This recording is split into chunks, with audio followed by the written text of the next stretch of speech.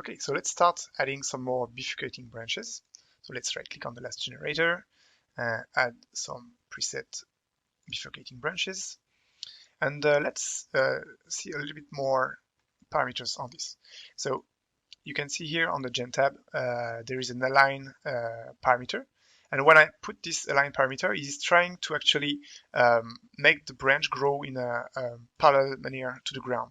So if I had some more, like if I reduce the spacing here for now, like 0.1, you can see that they try to actually grow in some kind of more planar way compared to the ground. So you might want to put that more or less depending on the look of your tree.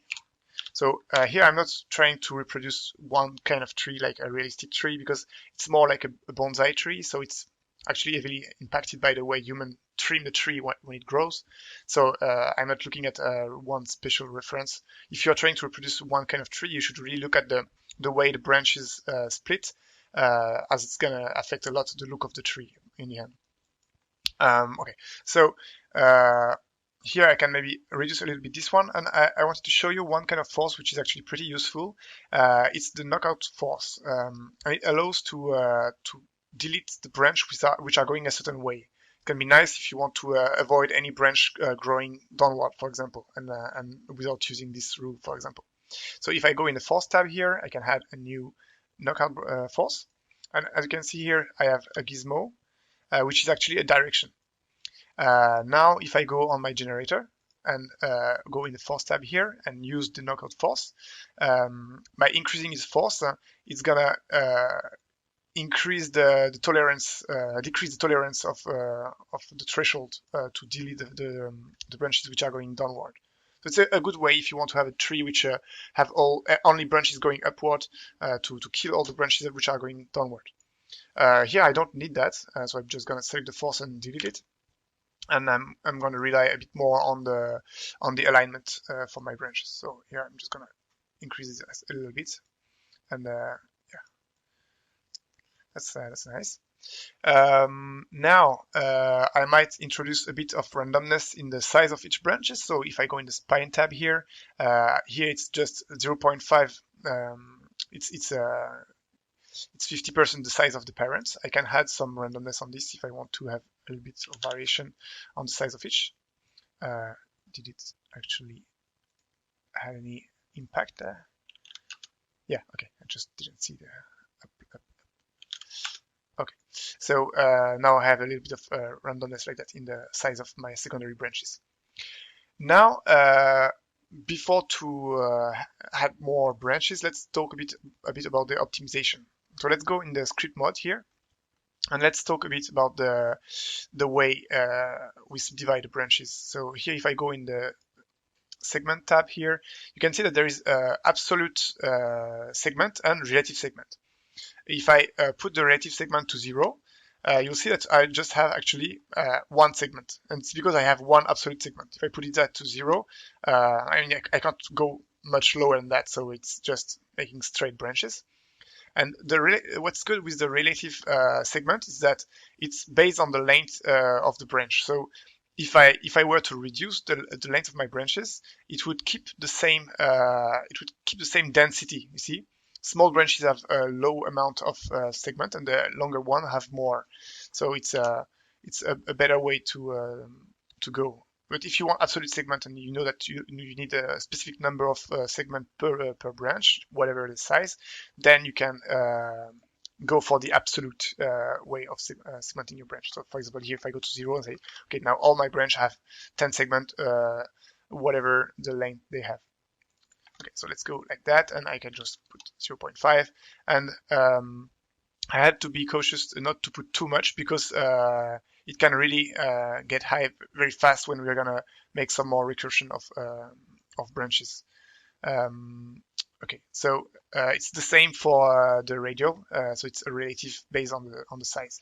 So maybe I can just go a bit bigger for this one, just that I keep the roundness of my branches, but maybe I can reduce a little bit in length. Oh, let's put maybe this to 6. Wow, 5 is enough.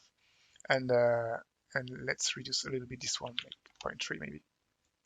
And it's really gonna depend on how far you're looking your tree, but the leaves are gonna cover anyway a big part of the tree, so I want to be cautious not to put too much segment, because you'll see it's gonna bump up pretty fast.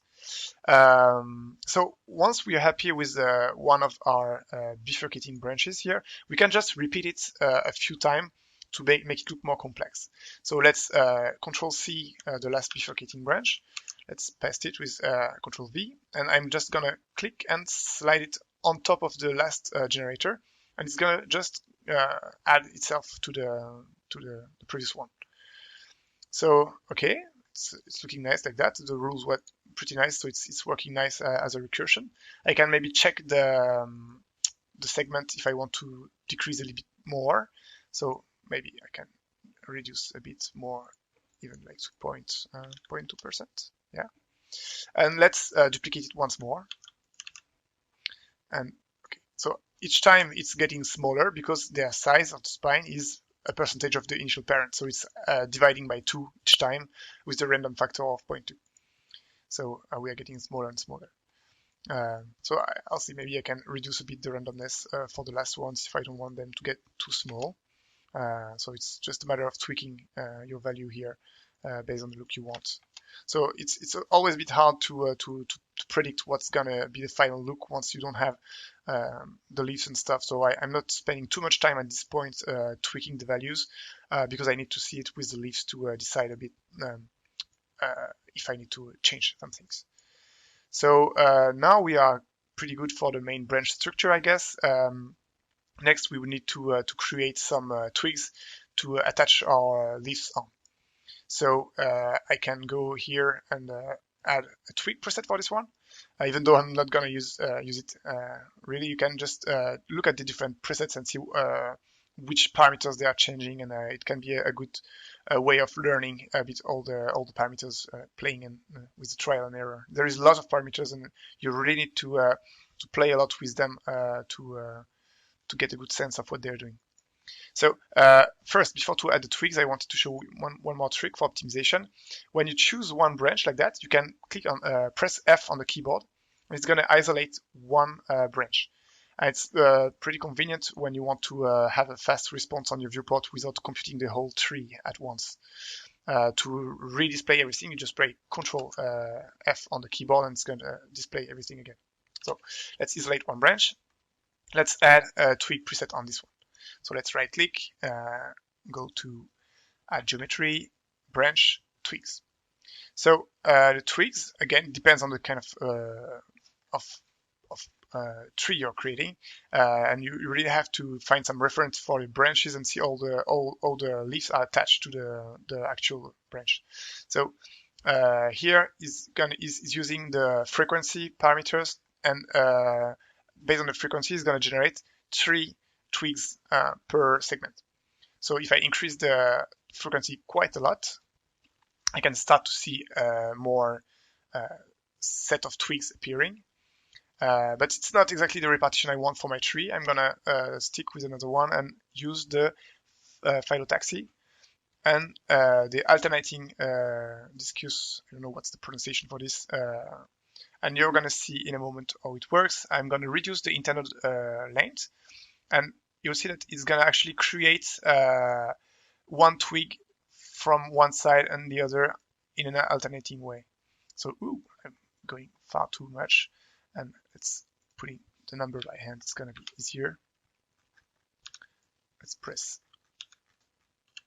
Oops. Okay. Okay, back to here. So let's maybe reduce a little bit more. 1.05, and you see that actually it's generating from one side and the other of the branch alternatively. So I might also use the extension option to have one twig handing the branch actually, so we can have one leaf also here. So let's go in the Gen tab, and in the extend parent we'll click any. So it's gonna add one last twig at the end of the branch.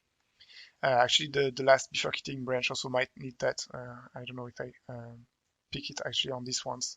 I can go back to my my bifurcating and use it also on the other ones.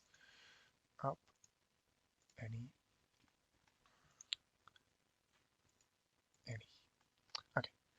So let's go back on our twigs. So I guess the twigs already have some randomness on the size. If I go check the spine, you see that there is already quite some randomness for the size of them, so it's good. So you see every preset comes with its own kind of values, so you might want to know exactly what to just change what you need based on the part you are editing. So it's not looking too bad. Let's display again the full tree to see what's our poly count, and maybe let's actually check the poly count here before to display everything. You see, we are, I guess, a bit too high poly for what we're seeing. So maybe these ones. Oops. Let's go back here. Okay, and these ones might be. Oh, it's okay. Maybe these ones might be a bit too high poly. So let's go in the segment tab and reduce that maybe to 0.1. A little bit more, maybe 0.07. And the last twigs, we are gonna decrease that drastically because it's the twigs that are gonna support our leaves. So this one is gonna be 0.05 maybe. So we almost have just one polygon for this one. And on the distance, it should be okay because anyway the leaves are gonna cover this. So let's go back to standard mode, and yeah, it really depends how far you're gonna look at your tree. But maybe it's a bit too much. I don't know. Let's display everything, and we're gonna have a better idea. So Control F, it's gonna display the full tree, and you see that now it's gonna start to take a little bit longer to compute. So we wouldn't want to have this kind of amount of polygon while working, because it would be like taking a few seconds each time we update a parameter, right? So okay, so now we start to have quite a nice density. We start to get a better idea of how the tree is going to look, and what will be the occupation of our main foliage. So in the next video, we're gonna look at how to create the leaves and finally have a more lively looking tree.